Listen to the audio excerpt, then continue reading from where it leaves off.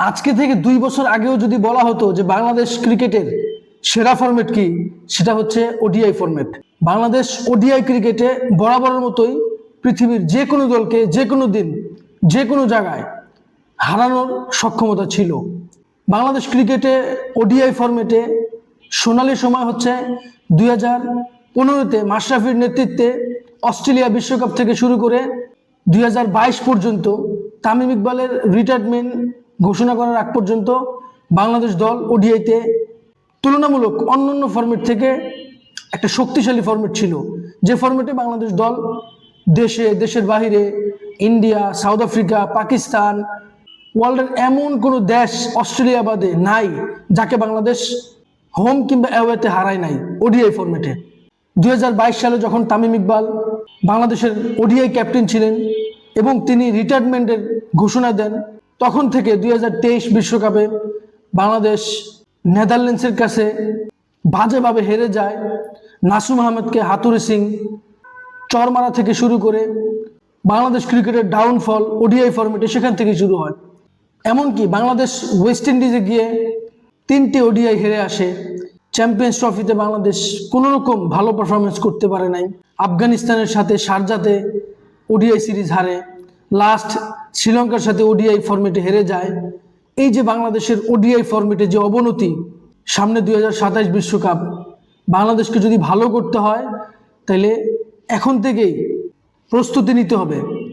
কেননা চ্যাম্পিয়ন্স ট্রফির পরে নাজমুল হোসেন শান্ত তার ক্যাপ্টেন্সি নিয়ে অনেক কন্ট্রোভার্সি হয়েছে।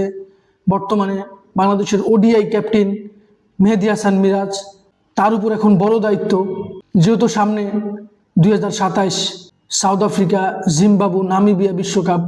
অবশ্যই বাংলাদেশের অনেক বড় প্রত্যাশা থাকবে সেই বিশ্বকাপে। অতএব 2027 বিশ্বকাপে ভালো করতে হলে এখনই বাংলাদেশকে আটঘাট ভেদে নামতে হবে। ইতিমধ্যেই বাংলাদেশের আফগানিস্তানের সাথে 3 ম্যাচ ওডিআই সিরিজের দল ঘোষণা করা হয়েছে। লাস্ট শ্রীলঙ্কার সাথে বাংলাদেশ দল ওডিআই ফরম্যাটে যে সিরিজ খেলেছিল সেই সিরিজ থেকে লিটন দাস বাদ পড়েছেন এবং টি-20তে ভালো করার কারণে নুরুল হাসান সোহান এবং ওডিআই ফরম্যাটে এই প্রথম ডেবিউ হতে যাচ্ছে মোহাম্মদ সাইফ হাসানের। চমৎকার দুজন প্লেয়ার। এশিয়া কাপে সাইফ হাসান ভালো ব্যাটিং করেছেন। আফগানিস্তানের সাথে লাস্ট 2টা টি-20তে নুরুল হাসান সোহান চমৎকার গেম চেঞ্জিং ফিনিশ করেছেন।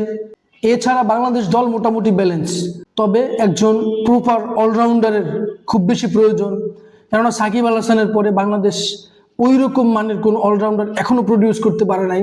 মেহেদী হাসান মিরাজ অবশ্যই ক্যাপ্টেন এবং বাংলাদেশের হোয়াইট বলে এবং রেড বলে one of the best all-rounding performance করে থাকেন।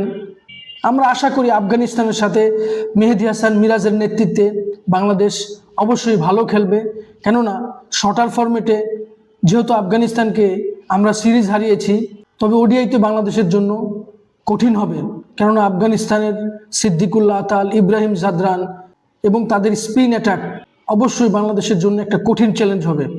কেননা ওডিআই ফরম্যাটেও আফগানিস্তান 2023 বিশ্বকাপে পাকিস্তান, ইংল্যান্ড, অস্ট্রেলিয়াকে তো অলমোস্ট হারিয়ে দিয়েছিল, তারা ভালো দল। ইভেন লাস্ট শারজাতে বাংলাদেশ আফগানিস্তানের সাথে হেরেছিল। অতএব আফগানিস্তানের সাথে ওডিআই ফরম্যাটে ভালো করতে হলে বাংলাদেশকে বেস্ট ক্রিকেট খেলতে হবে। বাংলাদেশের এই ওডিআই স্কোয়াডের প্রতি আমাদের পূর্ণ বিশ্বাস রয়েছে।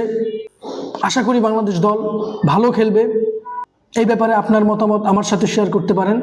ভিডিওটি ভালো লাগলে লাইক, কমেন্ট, শেয়ার, সাবস্ক্রাইব করবেন। ধন্যবাদ।